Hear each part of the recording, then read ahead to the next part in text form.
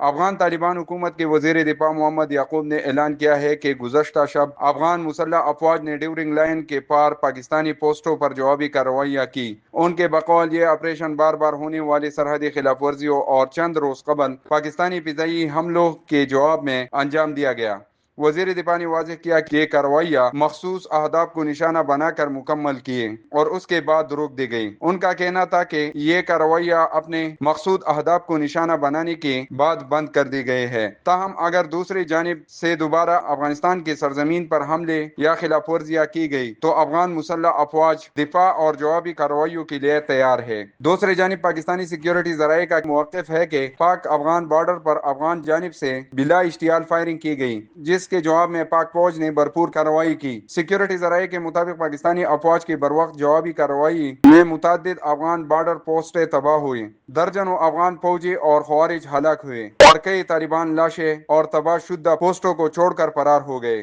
جنہیں پاکستانی فورسز نے اپنے قبضے میں لی ہے۔ سیکیورٹی ذرائع کا کہنا ہے کہ نشانہ بنائے گئے پوسٹیں وہی تھی جو خارجی عناصر کے مدد یا پاکستان کے خلاف استعمال ہوتے رہے، تاحال متاثرہ علاقوں میں کشیدگی برقرار ہے۔